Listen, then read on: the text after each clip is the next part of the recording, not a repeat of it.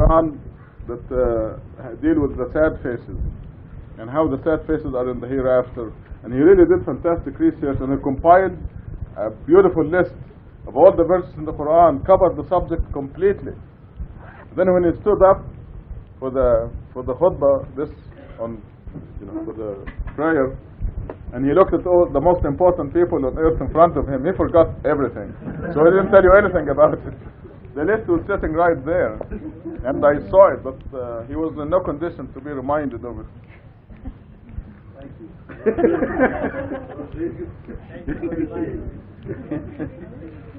I just want you to know that he did very good research on the subject. And one of those days we're going to have him deliver it when he gets enough courage. The third item, I'd like to apologize for the mess up in the arrangement because of the big crowd, alhamdulillah. The sleeping section now is divided in two. John is on this side, and Dan and Francisco are on the other side. So, I don't know, this may cause havoc. Because it is contagious. So if I fall asleep, it's because John is on this side. Where is Jason? Is he here today? No? When he's missing his mom. I know. He belongs in the sleeping section, so I looked, didn't see him.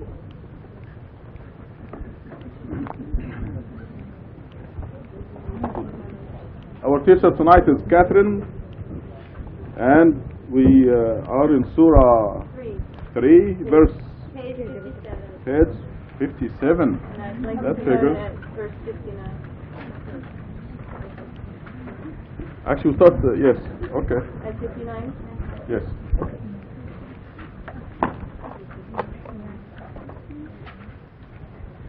Take it away, Catherine.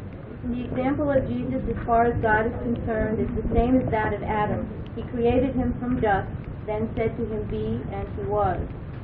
This is the truth from your Lord. Do not harbor any doubt about it.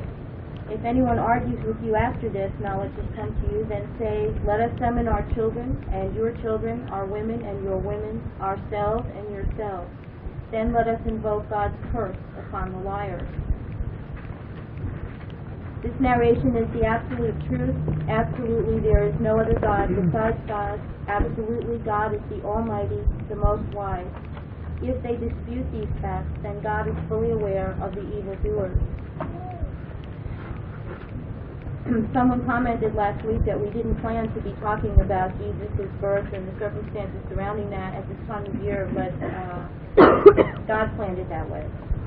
And I, for one, am real grateful that Christmas is over. However, in the process, a lot more people know that I don't celebrate Christmas, because I think all of us have had the opportunity to say to people when they say Merry Christmas and what are your plans for the holidays, I don't have any special plans, I don't do this holiday, why not?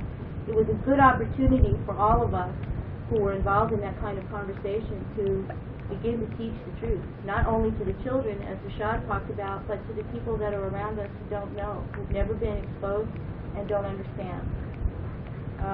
And I was saying to Lydia before we started that one of the things I discovered in the process was that I do know a lot, but I don't think about it anymore. So much happens on a daily basis in this mosque. So much information is given to us. I do nothing. I just come here and the sky opens up and there's more information. And that's true for all of us. It's overwhelming.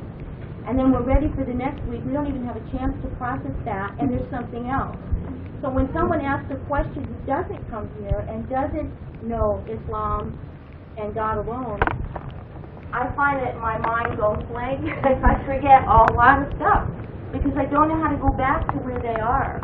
And so this has been a real period of exercise for me to begin to teach people things that I haven't thought about and that I have taken for granted for a very long time. The questions that people ask are very basic, and they need to be answered by very basic answers, which I have not thought about. I've just taken for granted as I move through this symphony of information that falls on us. In verse 61, if anyone argues with you after this knowledge has come to you, let us summon our children and yours, our women and your women, ourselves and ourselves, and invoke God's curse upon the liars. These are the most valuable to us, our families. And I am amazed at how many people insist on bringing this curse upon themselves and their families. They do fight their way to hell. They insist that their way is correct, and they will not hear anything. Even after they've asked the question and you've answered them, they still won't hear. Their minds are really closed. It is more than a veil. It is a barrier, and it is solid. And verse 62, again, we have absolutely miraculous proof on a daily basis that what we're reading is God's voice, living voice to us.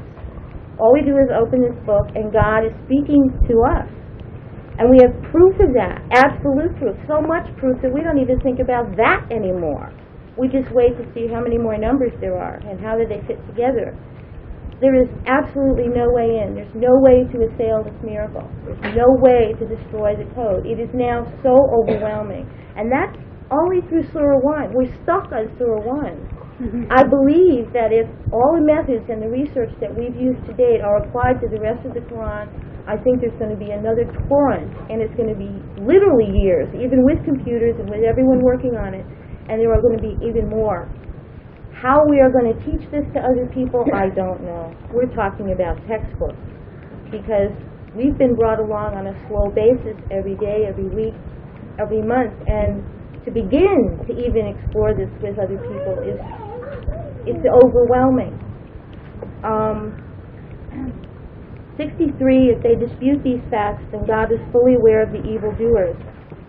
To you is yours, and to me is mine. I do not worship what you worship. You do not worship what I worship.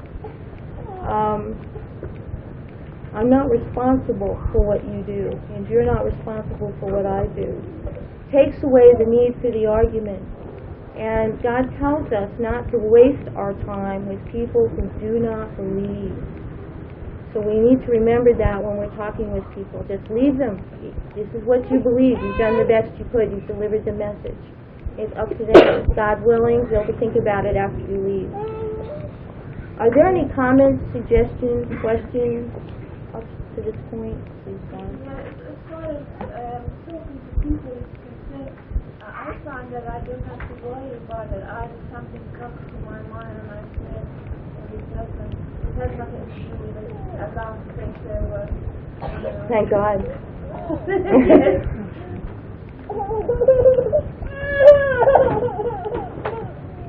No one else? I can't see behind me. I have a question. Can you repeat? 16. Verse 16. 16.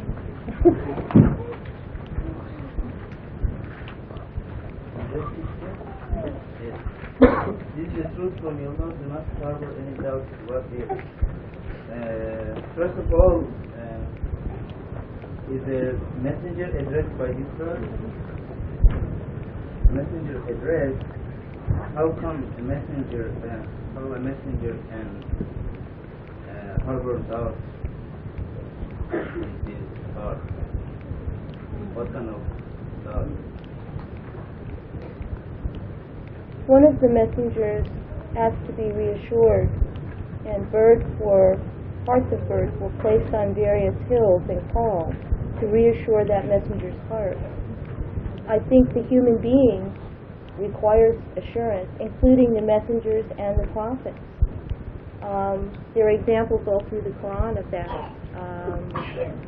where God teaches all of the human beings, including his messengers and prophets, and they do need reassurance. It's very difficult to take the mantle of prophet and messenger on your shoulders and bear it. To ask over and over again, why me? What's required of me? Moses did that. Abraham, they all did. Lot, Noah, and God supported them and reassured them. So I think it's a human tendency, and God chooses to support the messengers and the prophets more than the rest of us, thank God. Adif has an answer for you. No? Did you say that the Quran was the voice of Allah? Yes. Well, I don't think so. I think it's just the expression from Allah. The voice of Allah is something very important that only somebody like Moses. Could hear. I meant that as a metaphor, not as a reality. Obviously. I couldn't hear it. Izzy, did you have something else? No, that's okay, but also I can add some things.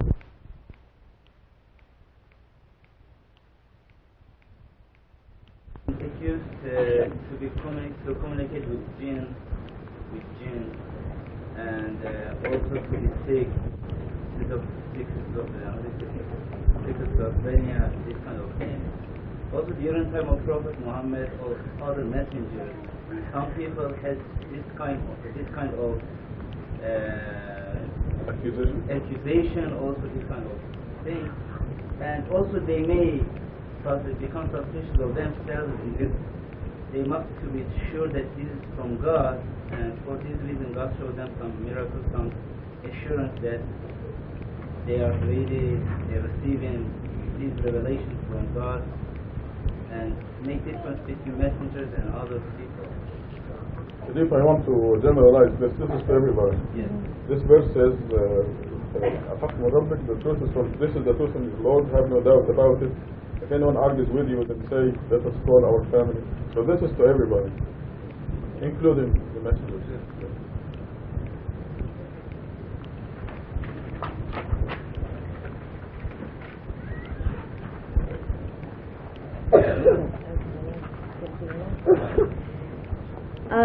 Verse 64, say, O followers of the Scripture, let us come to a logical agreement between us and you, that we do not worship except God, that we never set up any idols beside Him, and never set up each other as gods beside God. If they reject such an agreement, then say, bear witness that we are Muslims. O followers of the Scripture, why do you argue about Abraham when the Torah and the Gospel were not revealed until after him? Do you not understand? You have argued about things you knew, but why do you argue about things you don't know? God knows while you do not know. I'm going to stop here and go back to 64. A major error that we make, and I have to include me in that, is that in casual speech we attribute anything and all kinds of things to other people. Even to the driver, as we're driving along, who cuts in front of us too close, and we say, why did he do that?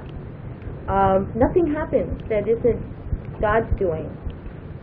To attribute anything, Rashad uses frequently the example of anything to our boss. If we get a raise, it came from the boss. If we get chastised, it came from that person. And it has not come from that person. It has come from God. It's designed for us. And it's millions of little ways that we can remember God every day. My son has just gotten a car recently and has learned to drive, for example, and there are times when people do some really foolish things on the road, and he gets very angry very quickly, and then after that second we'll turn around and say, God did this and I don't need to be angry about it, I need to be a better driver. And alhamdulillah, that will happen. But it's a minor example, but every day in our lives someone will come into my office, for example, and bring me a book to read, and it will turn out to be something that I need or had questions about. For example, Edith recently gave a hutzpah and was talking about the decimal places in pi. And I remember studying that in high school. It so happens that at that point I got the Reader's Digest at home, and there was an incredible article about an Indian man who memorized 38,000 of those decimal places so far. And he had a favorite section from the 2000s to the 3000s. He liked that section particularly well. So those kinds of things don't happen by accident. Everything that happens to us, we need to remember, does not happen as a result of another person, but as a result of God designing our lives for us to bring us to the truth. I can't imagine why anyone would want to know that many decimal places in pi. And in verse 65 and 66, the reason for argument is many, but it always boils down to ego. People's ego is affected if they need to argue, especially about things they don't know. They don't want to appear foolish, or they want to obtain something that they don't think is already theirs, either control of other people or some status or some power, or to appear different in people's eyes than they really are. So ego is almost always involved. And the question about why do we argue about things we don't know is because we're bad. We're going to argue about things we don't know. We're going to find a way to justify what we're doing, even if it's saying something we don't know, or implying that we know something we don't know. It's one of the reasons that we need to be extraordinarily careful when we are talking to people about the Quran and about God alone. We do really need to know what we're talking about. And when questions are asked of us that we don't have at our fingertips, we need to research them and go back with the correct answer and not guess. And again, I speak from personal experience. I frequently have found myself having to say, I don't know, let me look it up, because I don't know, or let me ask. And to get into arguments with people who are, and I've had this experience too, someone who's extraordinarily well versed in the Bible, the New Testament or the Old Testament. I'm not. And I don't have the Quran committed to memory. I need to look things up in the Quran frequently. So for me to argue with those people is fruitless. I mean, there's just nowhere for me to go. So the point is made that we need to know exactly what we're discussing and not to pretend to know something we don't know. Does anyone have something to add or enlarge upon in those few verses? Yes, I don't think we can pass Thank up 64 without emphasizing this suggestion from God. It says, say, or follow the scriptures, Jews and Christians, let us come to a logical agreement that we worship God alone. So why shouldn't any Christian or Jew accept this? What is wrong with this idea of worshiping the one who created us, the one who created the heavens and the earth, the one who controls our happiness and joy and provisions? Why do you think a Christian will not accept this suggestion? Let us worship God alone and forget the human factors, Muhammad and Jesus and Mary and so on. The only reason a Christian would reject, or a Jew would reject a suggestion like this would be ego. How will I face my friends? I'm going to tell my friends, my relatives, my parents that I don't care about the humans anymore, I only worship God. I don't care if Jesus is this or that, or if Muhammad is this or that. Therefore, that person is worshipping his or her ego. It's a logical agreement. O Christians and Jews, let us come to a logical agreement between us and you that we do not worship except God, that we never set up any idols beside Him. We've come to the realization that idols have no power to benefit you or harm you. The idols have nothing to do with controlling the rotation of the sun or the moon or the earth or the length of day and night or providing for you. In Surah 29 we read that the idols you idolize possess no provisions for you, so seek the provisions from God alone. They can do nothing for us. So the agreement is, do not worship except God, and we never set up any idols beside Him, and never set up each other as gods beside God. When God tells me that the ablution is 4 steps, and some other mullah tells me the ablution is 9 steps, if I do the 9 steps, I'm setting up this mullah or teacher as a god. The teachings that you follow come from your God. If you are following the teachings given to us by God, you are worshiping God. So this very logical agreement. And the only reason any Jew or Christian or Hindu or Buddhist would reject it would be ego. And we learn from Quran that the majority of people in hell are there because they went along with their relatives or friends. The Arabic is مَوَدَّةَ بَيْنَكُمْ فِي الْحَيَاةِ الدُّنْيَا. Because of your friendship in this life, you sacrifice your eternal happiness, which begins here. So you can see the logic of it. We have to be guarding, we have to be very sensitive to the fact that God adorns the people's beliefs in their eyes. And so we have to examine our own beliefs. How do we know we are not way off and God is adorning our way in our eyes? How do we know? We have to examine ourselves critically. And you have to examine the logic of your belief critically. You have to be critical of yourself until you prove that you are not an idol worshipper. You have to start with the assumption that you are an idol worshipper, that you're not on the right path. And try very hard to prove this. If you fail, then you're okay. So it's all logical. 65 is telling us that our laws, our practices go all the way to Abraham. So there is no argument between us and the Christians and the Jews. We do not follow the Mosaic laws. We do not follow the Christian laws, Jesus, the modifications that came through Jesus.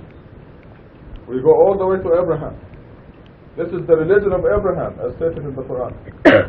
If we are to pinpoint the prophet through whom God sent scripture to teach us, the practical scripture came through Abraham, and the Quran came through the Prophet Muhammad.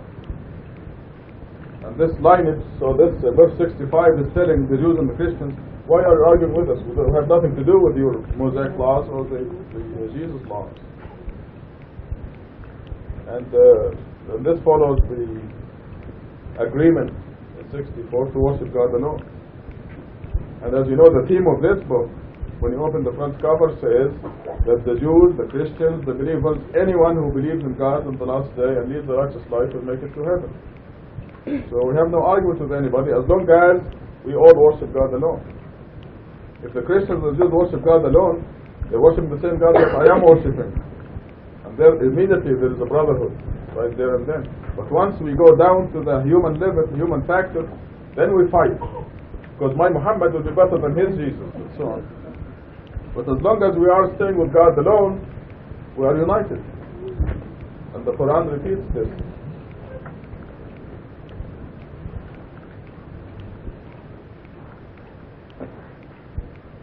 So we go back to Catherine and 67, unless there are other additions. Was Ismail prophet or? Yes, it was a prophet. Abraham, Ishmael, Isaac, and Jacob. They all received the practical scripture. We read this in 2173. And God gave 2173. Yes, God gave Abraham, Isaac, Jacob, Ishmael the practical scripture. And this religion continued to be, Abraham's Islam until Moses came.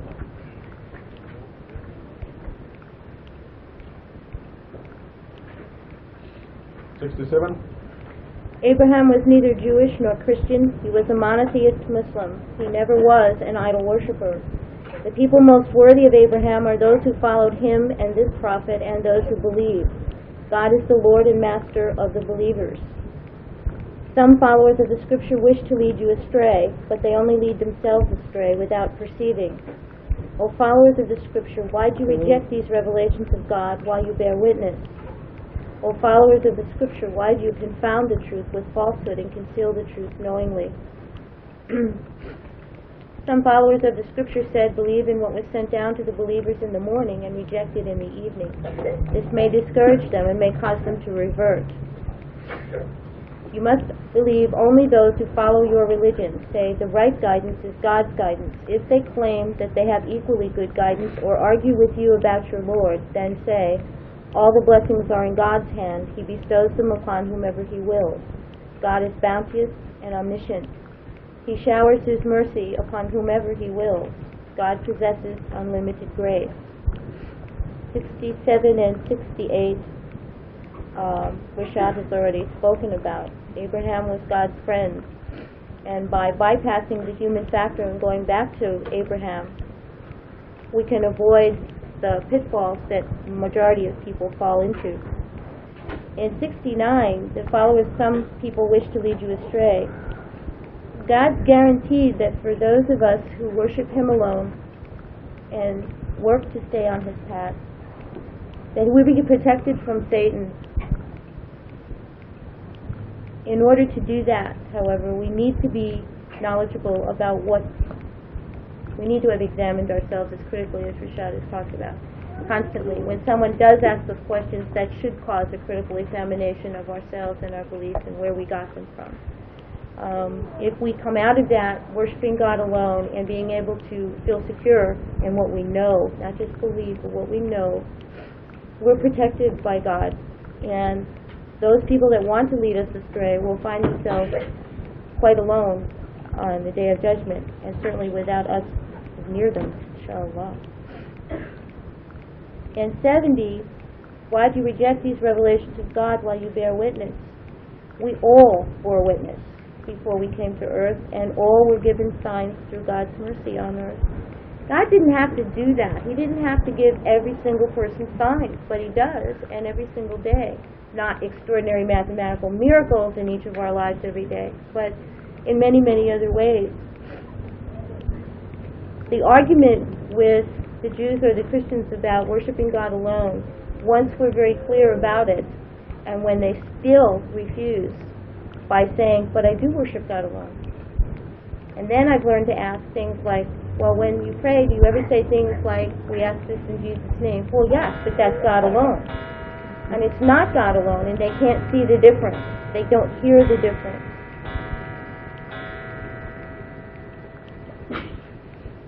Again, when people are confounding the truth with falsehood or concealing the truth knowingly, their ego is at work. There's a human tendency to mold God to fit the human needs as they see them in this life. And so we ascribe to God what we know as human feelings or human tendencies. We don't value God as He should be valued unless we're very fortunate and God guides us to know Him as He really is. It's interesting to read a lot of anthropological studies when you listen and to music, or when you look at art, and when you read about primitive peoples and the gods that they worship. They wanted the gods to be like them because that's all they understood. We still do that, and we know more today. We still do that. There are still people who think that God is not God, that God does not control everything, that God only can intervene after we have done everything we can do. And they don't even get to calling on God because they think they can do everything themselves. The other thing is fear. People fear letting go of their own egos. They fear letting go and submitting. The word submitting is almost adverse to all human beings. We don't want to admit that we are submitting to something or someone else. We resent it, as a matter of fact. Most vivid example is, again, something Lydia and I were talking about when we first came to the mosque. Our feelings, we would get through a whole study and have lots to think about, and then all of a sudden everybody got up in line to pray and put their heads down on the floor. People don't want to do that. They really don't want to do that. They look at that and they go the other way. They find that a very odd thing. They can almost get by the line. They can get by everybody saying the same words together, and even the bow. When it comes to prostration, 99% of them get back out the door as quickly as they can. It's only God's mercy that I stayed, that Lydia stayed, that most of us stayed who came and had some more questions. Because submission, and to submit to someone else or something else, is very, very hard for us. We'll always fight it. That's what we're taught from the time we're small. And the idea of submitting to God, especially if you don't believe that God is God, that God is the one from whom all provisions come, that God is the one that created this earth and all of us, and that we unwillingly submit whether we want to or not. If you don't believe that, then submission is going to be the same as if you were in prison for the rest of your life, and people cannot tolerate that thought. So our ego acts to give us a false sense of security by refusing to submit to God. And it is a false sense of security. In 72, a common form of interaction between human beings is deception. And I think we've all been party to this at some level, and not necessarily discussing the worship of God alone. It's easier in some cases to let people believe that you understand and are in agreement with them. There are many reasons. You might be after something, and the only way to get it is to lead people to believe that you are with them in what they think. It's deliberate. We need to understand that deception is a deliberate choice on the part of a person. You don't deceive someone if you're unaware that you're doing that. You only deceive if you make a choice to deceive. And if we do that, we're off the path by many miles. God willing, those of us who are on the path will not be discouraged and will not fall victim to this, but it would be very easy to do. I think all of us, too, have had opportunities to wonder as we're talking with people about worshiping God alone and the peace and mercy of that. People have listened to us, some of them out of politeness, and you can see that they absolutely do not, nothing is going in. They're just being polite and not hearing. I think that's a form of deception. I'd much rather have someone say, I don't accept what you're saying. So I can say why, and we can at least talk about it. But to nod and say, well, yes, and go away, that person's going to see that scene again on the day of judgment for sure. So there are all kinds of levels of deception. You don't just have to be what is the word for a spy in both camps? A double agent. You don't always have to be a double agent. It doesn't have we do all kinds of things based on other people's behavior, and if we're around people who are non-believers, doubts are going to be able to creep in. We need to stay steadfast, and we need to run as fast as we can when we've delivered the message and there's nothing else to do, to be with people that also believe. He showers His mercy upon whomever He wills is not a capricious statement. God isn't up there spinning some dice wondering He's going to be merciful to today. That's based on our original decision to worship God or not before we ever came here. Only God knows who that is. So it can appear as though people are better off than we by some random lottery wheel turning. But the fact is that God's mercy comes to all people, but most especially to those people who believe. It is not random at all. And God is always fair. The more you believe, the more signs you get. The more you lead a righteous life, the more rewards there are in this life right now, today. We don't have to wait for them. And God goes beyond that, which is kind of black and white. And even those people who don't believe, God is merciful to them. God provides for them as He provides for us. In some cases, it may appear even more so that those people are failing tests right and left and don't even know it. God does not withdraw His mercy. On the day of judgment, no one, believer or not, will be able to say they didn't have a million chances every day to remember God alone. Questions, comments, please? Well, Catherine brought up a very important point. That's something that we take for granted. This is the sujood, prostrations that we do here in the mosque 5 times a day, 17 times a day. We prostrate before God. And we have this message, I want you to listen carefully. We have this message mathematically coded, we know it is from God, and God is telling us that the people who prostrate before God in this life are the only ones who will be able to prostrate before God on the day of judgment. In Surah 68, we learn from the Quran that on the day of judgment, all creation, angels and jinns and humans, all creation will be required to fall prostrate before God. And the people who do not prostrate before God in this life will not be able to fall prostrate on the day of judgment. And they will go to hell. So you can just imagine the importance of this. We take it for granted. We now fall prostrate so easy. And Catherine mentioned how she and Lydia in the beginning, which is understandable. It's actually with all of us, not just 2 of you. With all of us, it is a difficult thing to bring the highest place of our body down on the floor. But there is a very important reason behind it. You're falling prostrate before God. I want you to imagine in your mind now, tomorrow, that tomorrow somebody's telling you, fall prostrate before God. If you're able to do it, you go into this fantastic mansion. This is yours. This fantastic mansion with all the pleasures and the gardens and everything. If you use the allegorical descriptions. If you are able to fall prostrate, you go into this mansion. If you are unable to, you jump in this fire. So there's a big, huge bit of fire. And imagine it, put it in practical terms in your mind. Tomorrow, you're required to do this. If you can fall prostrate before God, you own this great mansion. If you are unable, you jump in this fire. This is what will happen at the day of judgment. And because, God puts it straightforward. So if you do not make prostration before God here in this world, you will not be able to do it on the day of judgment. You're going to stand out like a sore thumb, to use a very mild description. So I've been talking the last few days in the morning Quranic studies and so on, that how the 5 prayers are a gift from God.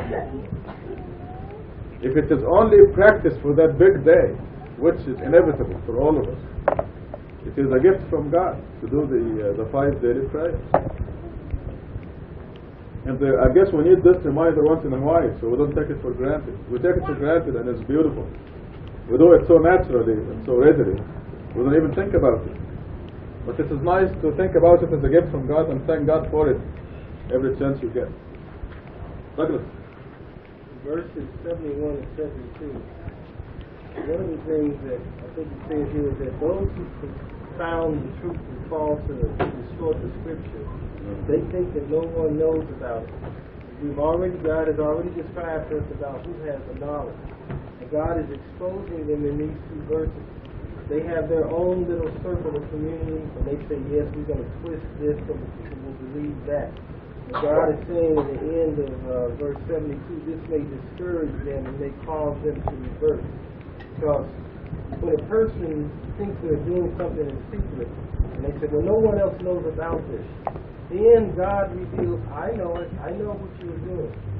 In other words, I am exposing you in your distortion of my revelations in Scripture. And some people, it may be a blessing. They may read this, and it may save them. And others, it just may curse you for it. That's right. This reminds me confounding the truth with falsehood. This is typical of any Christian missionary or preacher or somebody who comes to your house trying to convert you to Christianity. We were visiting the great Karmalis in Vancouver. This is Feroz and Batul Karmalis sitting there in the corner. We were in their house, and this Jehovah's Witness, very dressed up and everything, he came in to talk us out of going to heaven, literally. He told us that. He said that he had no heavenly hope, and he wants us to join him. Jehovah's Witnesses, they believe that only certain people are going to heaven, and he was not one of them, and he wants us to join him. But anyway, he came carrying a Bible, and he wanted to teach us the Bible. So I had him look up John 20:17. Remember this, John 20:17. You can use it always. John 20:17 says, Jesus says that he's going to my Father and your Father, my God and your God, which immediately kills the Trinity. So this means he's not God and he's not the only Son. I'm going to my Father and your Father, my God and your God. So when I showed this to this fellow, this Jehovah's Witness, his name was Mike, he looked like he never saw it before. And we ended up telling him at the end, please read the Bible. He came in to tell us, please read the Bible, and we ended up telling him, please read the Bible. Because the truth has been confounded for him. And it's confounded, this is a perfect word, because all their interpretations that lead them to say that Jesus is God or Son of God are all roundabout ways. That where there is not a straightforward said, not one in the whole Bible to Jesus is God, for example.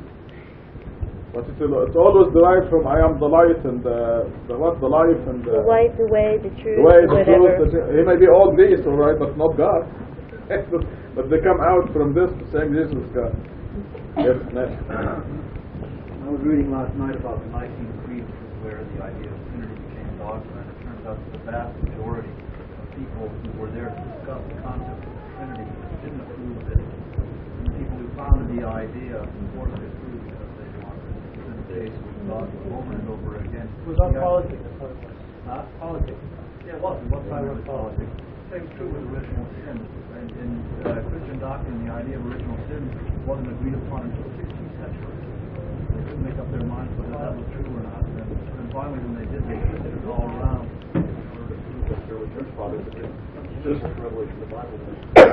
Just to add the time perspective to this, the Nicene Conference was in 325 AD. 325 years after Jesus. And this was when the Trinity was born, 325 years. And Matt is right in that the majority did not agree. And among the people who did not agree with the Nicene Creed were the people of the cave, Surah 18. They've been persecuted. They said, our Lord is the Lord of the heavens and the earth. We will not worship anybody else. And that was the view of the majority of the Christians. But the minority at Nicene that created this Trinity business were the people in power. And they forced it by armies and soldiers. And it was the first pope that was blind. It was called blind pope. It was the first pope. He got blind. They're all blind. Yeah, I know. Because he was blind, got to his eyes anyway. He turned around 5 days after that. He said because Jesus was God, we should call Mary Mother of God. And he started that too. Can I just add a funny story about Jehovah's Witnesses? There's a fellow that I've been talking to about the code in Quran, a person who professes to have some knowledge of the Quran. And we had talked a long time, and finally I said, look, I'm just going to give you some stuff to read. You read it and come back and talk to me. And what I did was I copied the entire appendix back here and gave it to him to read, because he said he had a Quran. And it was some days later, maybe a week later, he came and he made a joke. He said, between you and this other person, I'm going to go nuts with this religion stuff. I said, what's the problem? He said, well, she's a Jehovah's Witness. And I was trying to tell her about the word God and how it appears in the Quran 2,698 times, which is a multiple of 19, and about the code. And she told me that the word God appears in the Bible, whatever they use, 3,000 is something, and he said, I got my calculator out, and it's a multiple of 19. Wow. And he went back and told her. Wow. So I know he's reading something, but I thought that was fascinating, that one, she would even know that, but she hadn't divided anything. He went and did that. I thought that was neat. Beautiful. I should have listened more closely to the number and where it comes from, but I thought it was pretty funny. 75. Okay. Some followers of the scripture can be trusted with a whole lot, and they will repay you. And some of them, if you trust them with a single dinar, they will not repay it unless you keep after them. That's because they say we do not have to be honest when dealing with the Gentiles, lest they attribute lies to God knowingly. The footnote says, prior to the discovery of the Quran's mathematical code, some scholars falsely claimed that Muhammad was an illiterate man who could not write such a great book. They distorted the meaning of the word Ummi, claiming that it meant illiterate. This verse proves that Ummiyin means Gentiles. And you're going to have to explain that because I don't know how to. I interpreted that verse meaning that, that God cautions us all the way through Quran to be honest and truthful in all of our dealings. And so I interpreted it on a very concrete level with regard to wills and testifying with loans and contracts of any kind and being fair and righteous with people in general. But I think there's more here. According to the Hadith and Sunnah of the Jews, which is called Talmud, you can cheat a Gentile, a non-Jew, or steal, and even kill. And this is, you're not committing a sin by doing that.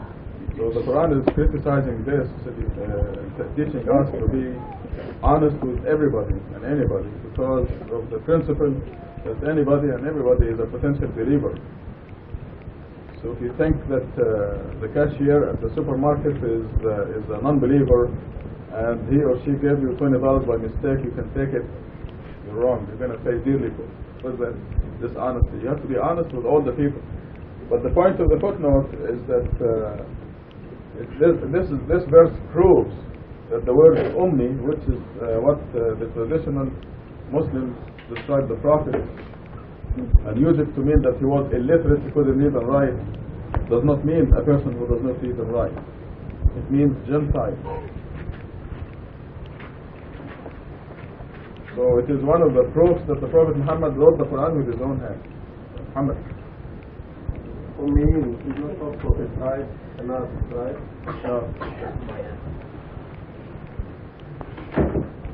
If you look at Surah 62, God says that He sent to the Ummiyin messenger from among them. So that's what all the tribes of Arabia. Unless there's a tribe who call themselves Ummiyin, that's I'm not aware of that. But Ummiyin throughout the Quran means Gentiles. That is people who are not Jews and not Christians. Because In Surah that we discussed a few weeks ago, last week, verse 20, I think there's also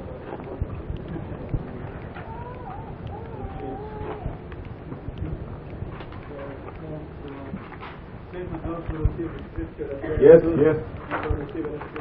Right.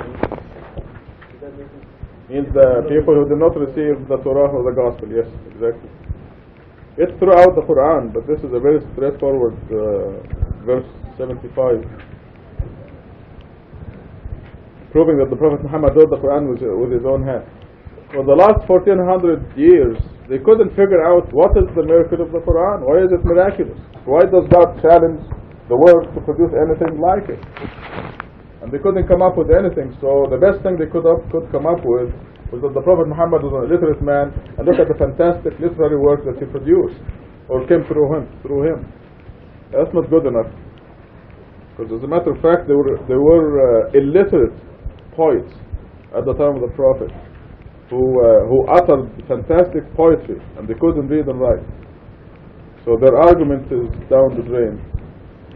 Fact is, the Prophet Muhammad was able to read and write, among other reasons or proofs, that he was a merchant. He was an agent for a number of people. He would take their goods and travel to Syria and sell their goods. He had to calculate. He can't be a merchant without calculating a few things. And it just happens that the numbers in his time were the alphabet. So you had to know the alphabet in order to know mathematics and calculation. The evidence is very powerful that he wrote the Quran with his own hand. This is in addition to the statement in Surah 25 verse 6 where his contemporaries were saying that these are tales from the past that he wrote down and was dictated to him day and night. So you don't dictate to an illiterate person. You hire a secretary unless you're in Washington, senator, and your secretary is what's her name? So you don't dictate to an illiterate person. There was something else that also in Surah 29 that proves that the Prophet was not illiterate. He was able to read and write. He wrote the Quran with his own hand.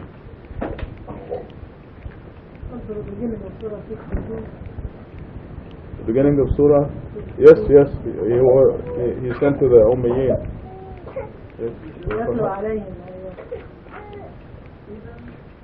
Even Muhammad literacy cannot be a miracle because it's been favored Yes. It can order. Yes. So whether God said we have to read from the scripture. Yes. Somebody can especially show him how they can Yes, it's just a very stupid argument. Their argument is very stupid because even according to their own stories, they said the Prophet said if we capture anybody in war, he can be freed if he teaches somebody how to read and write. Well, he can be the first student if he wanted to.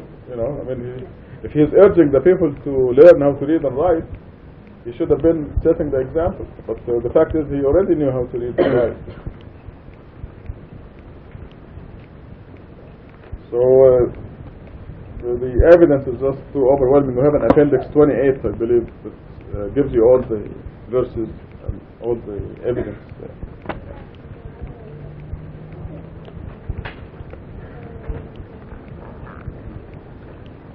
There's an important thing I'm forgetting, but I'll remember it later on. So we go back to Catherine and 76. Indeed, if one fulfills his obligation and leads a righteous life, then God loves the righteous. As for those who trade away God's covenant and their obligations for a cheap price, they get no share in the hereafter. God will not speak to them, nor look at them on the day of resurrection, nor will He purify them. They have incurred a painful retribution. Some of them twist their tongues to imitate the Scripture, that you may think it is from the Scripture when it is not from the Scripture. They then claim that it is from God when it is not from God. They utter lies and attribute them to God knowingly. Never would a human being whom God has blessed with the Scripture and prophethood say to the people, "Be worshippers of me besides God." Instead, he would say, "Be devoted to your Lord alone in accordance with the Scripture you received and learned." Nor would he command you to set up the angels and the prophets as lords. Would he order you to disbelieve after becoming Muslims?